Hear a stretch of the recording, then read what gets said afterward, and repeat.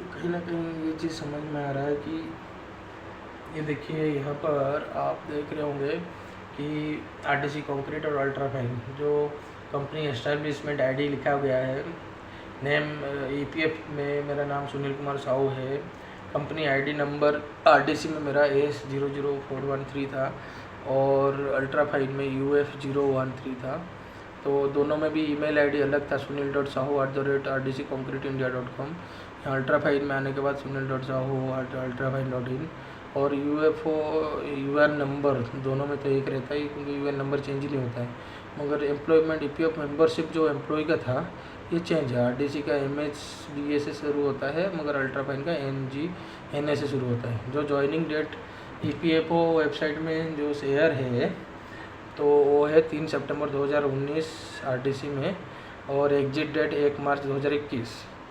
और ultra fine में मेरा ज्वाइनिंग डेट दिखा रहा है एम्प्लॉयमेंट प्रोविडेंट फंड साइड में जो 01 अप्रैल 2021 ज्वाइनिंग डेट और एग्जिट डेट 30 अक्टूबर 2023। तो कहीं ना कहीं ये अपॉइंटमेंट लेटर आरटीसी का जो दिखा रहे हैं वो फॉल्स है, एब्सोल्यूट है, वो एक्सपायर हो गया है।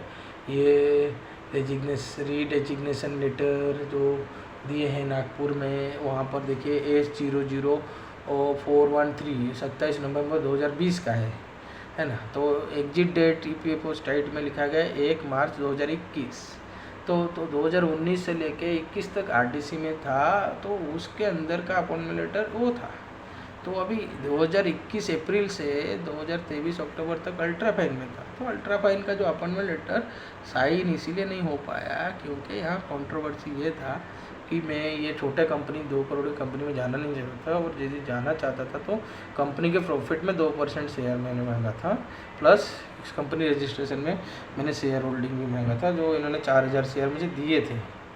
तो ये 4000 शेयर भी खा गए और 3 महीने का पैसे भी नहीं दिए कोविड के टाइम पे और लास्ट महीने का भी पैसा नहीं दिए, प्लस जबकि अपॉइंटमेंट के ऊपर ही मेरे ऊपर केस कर रहे हैं कि आप फ्रॉड चीट कर रहे हो, कोई कॉन्स्पिरेसी थ्योरी लेके। कुछ प्रूफ अभी तक एविडेंस नहीं है।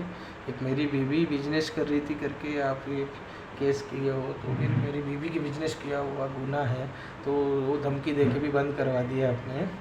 तो ये तो मेरे साथ नाइंसाफ़ी हुआ है। आप अल्ट्रा फाइन के कोई भी अपॉइंटमेंट लेटर मैंने से साइन नहीं करवाया है, ना मैं कोई भी आपके साथ कॉन्ट्रैक्ट में साइंड हूँ, ना मैं कोई भी एक आपके कंडीशन से फुलफिल हूँ।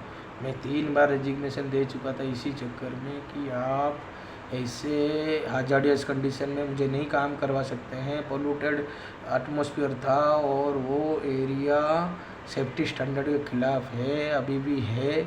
और ना मैं वैसे जगह पे काम कर सकता हूँ जहाँ पर मुझे वो फ्रीडम नहीं है, जहाँ पर मैं मेरी हेल्थ की ख्याल रख सकूँ, मेरी फैमिली की ख्याल रख सकूँ और 8 घंटे फ्री और अच्छे कंडीशन में काम कर सकूँ। 24 घंटे काम करना मुझे बिल्कुल पसंद नहीं है। आप लेबर से करवाओ चाहे किसी से भी करवाओ, और मुझे पसंद नहीं है। 12 घंटा यदि काम करवा रहे हो लेबर से तो 4 घंटा ओवर टाइम भी देना पड़ेगा आपको। ये भी एक मेरी डिमांड थी। तो आपने ये सैलरी भी मुझे कम कर दी है, एम्प्लॉयमेंट कोड भी मेरा चेंज कर दिए, मगर अपॉइंटमेंट लेटर वही दिखा रहे हो AS00413 पुराना वाला। अरे भाई मेरा एम्प्लॉयमेंट कोड UF013 जो आप मुझे जिसके भी आपने सैलरी देते हो, ये देखो सैलरी शीट में दिखा है UF013 ICICI बैंक AWEPS। ये भाई इनकम टैक्स में भी भरे हो उसी कोड में, आप सैलरी भी भरे हो उसी में, आप पेमेंट भी किए हो उसी कोड में। तो आपका 27 नवंबर वाला जो अपॉइंटमेंट लेटर है पुराना है वो एब्सोल्यूट है, वो एग्जिस्ट ही करता ही नहीं है।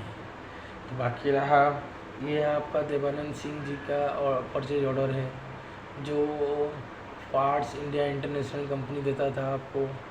ये जो VRM रिंग एशिया मिनरल्स दे रहा है, ये एशिया महालक्ष्मी इंडस्ट्रियल हार्डवेयर भी दे रहा है। इसमें सब में PO नंबर लिखा है। आप PO भेजो ना भाई, PO कौन साइन कर रहा था, इसने कौन दिया था, ये साइन किसका है। आप कुछ भी भेजते हो